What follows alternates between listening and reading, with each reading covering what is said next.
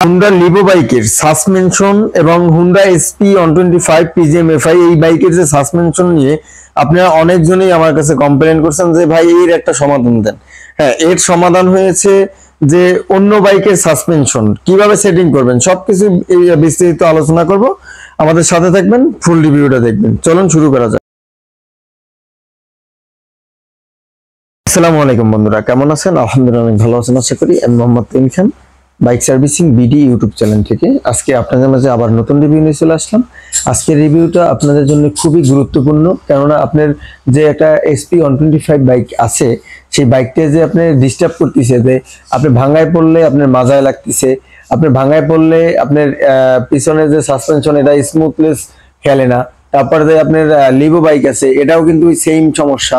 ঠিক আছে, এই সমস্যার সমাধান কিন্তু আজকে এই রিভিউতে আপনারা শুরু থেকে শেষ পর্যন্ত দেখবেন। আরো 10 জনকে শেয়ার করে দেবেন, আপনার মাধ্যমে যেন আরো 10 জন মানে উপকৃত হয়। ঠিক আছে, আর যে কোনো সমস্যা যদি হয় আমার কাছে বলবেন, আমি ইনশাল্লাহ আপনাদের সমাধান দেব।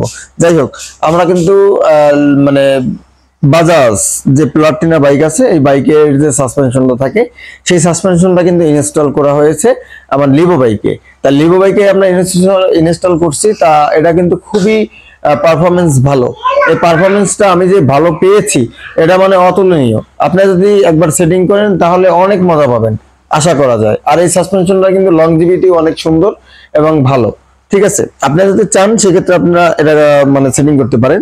এটা সেটিং করতে আপনি কোনো ক্লাম ব্যবহার করতে হবে না। আপনারা যদি হুন্ডা এসপি 125 এই বাইকে যদি আপনি সেটিং করতে চান সেক্ষেত্রে ক্লাম ব্যবহার করা লাগতে পারে, আবার ক্লাম ব্যবহার নাও করা লাগতে পারে। এখন যদি বলেন যে ভাই আপনি একটু সেটিং করে দেখেন যে হবে কিনা, হ্যাঁ আমি করব ইনশাল্লাহ। আমার একটা অলরেডি একটা গ্রাহক আবার বলছে, কিন্তু সময় করে পারতেছি না।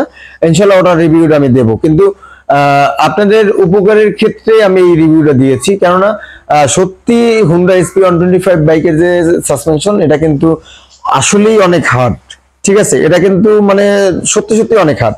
এটা নিয়ে মানে অনেকজনই কমপ্লেন করছেন। তা আমি এই জন্য এই রিভিউটা দিলাম যে আপনারা যদি হুন্ডা এসপি 125 বাইকে সেটিং করতে চান সেক্ষেত্রে সেটিং করতে পারেন, কোনো সমস্যা নেই।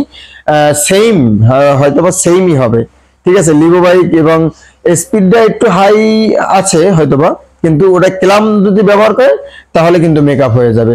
ক্লামগুলো কোথায় পাবেন? ক্লামগুলো যে কোনো পার্টসের দোকানে যদি বলেন যে আমার এই ক্লামটা দেন সেক্ষেত্রে কিন্তু ক্লামটা আপনি দিয়ে দিবে ইনশাল্লাহ।